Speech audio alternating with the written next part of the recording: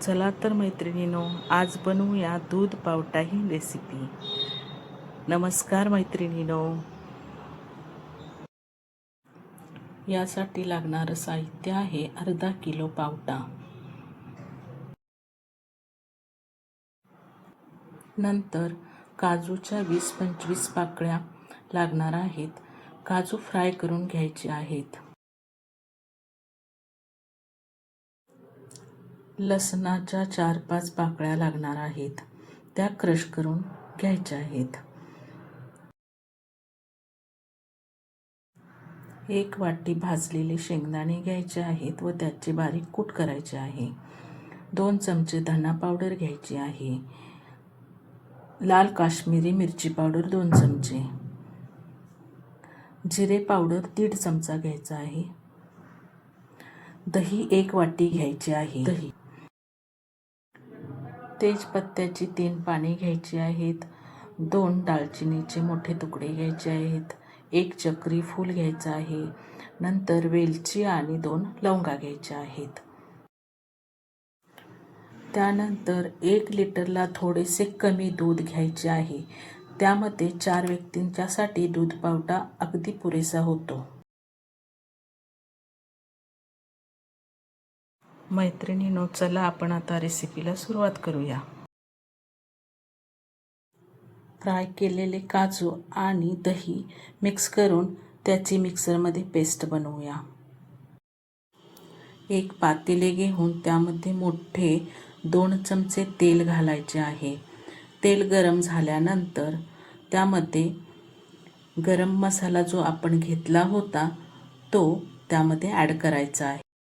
तेलामध्ये तेजपत्ता, लवंग, दालचिनी, चक्री फूल, जिरे टाकायचे आहेत व क्रश केलेला लसूण त्यामध्ये टाकायचा आहे.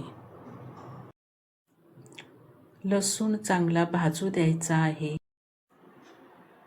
लसूण भाजल्यानंतर त्यामध्ये अर्धा चमचा हळद टाकायची आहे. हळद टाकल्यानंतर लसूण थोडा चमच्याने हलवून घ्यायचा आहे. नंतर स्वच्छ धुवून घेतलेले पावटे त्यामध्ये ॲड करायचे आहेत.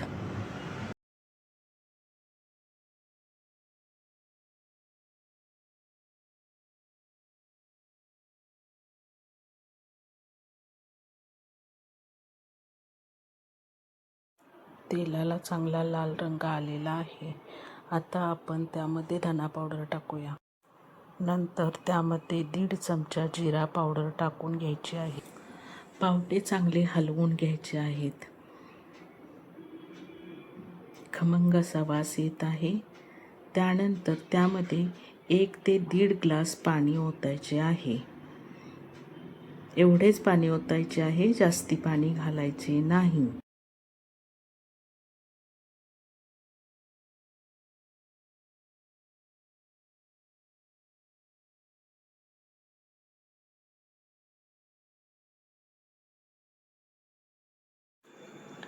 यामध्ये आता 1 वाटी भाजलेल्या शेंगदाण्याचे कूट घालायचे आहे.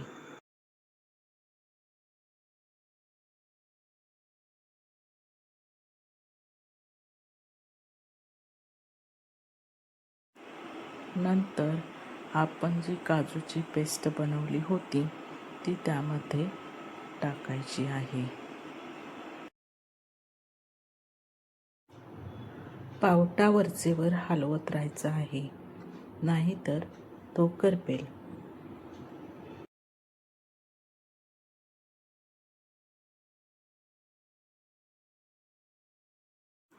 चवीनुसार मीठ घालून घ्या.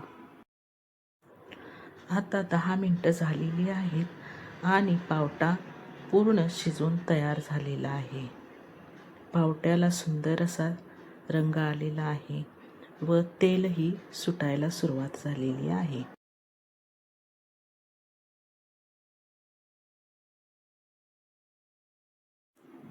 या स्टेजला आपण दूध घालणार आहोत. आपण घेतलेले जे दूध होते ते यामध्ये ओतायचे आहे व चमच्याने सतत हलवत राहायचं आहे. मैत्रिणींनो, एक छोटीशी सूचना आहे. दूध पावट्यामध्ये दूध घालण्याच्या अगोदर दूध उकळवून घ्यायचं आहे. नंतर ते दूध पावट्यामध्ये ओतायचे आहे. दूध पावटा अजिबात फाटत नाही, खराब होत नाही.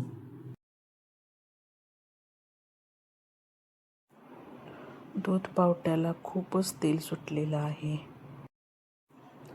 1 मिनिट पावटा शिजू द्यायचा आहे. मी अगोदरच बारीक चिरून कोथिंबीर ठेवलेली होती. आता ती कोथिंबीर त्यामध्ये ॲड करूया.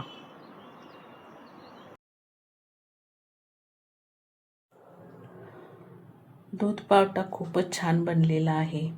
मैत्रिणींनो, आजच ही रेसिपी घरी करून बघा आणि त्याची चव कशी आहे ते मला कळवा. चला तर मैत्रिणींनो, आता सबस्क्राईब करा आणि लाईक करायला विसरू नका. या रेसिपीमध्ये मी अर्धा चमचा मॅजिक मसाला वापरलेला आहे. तुम्हीही वापरू शकता.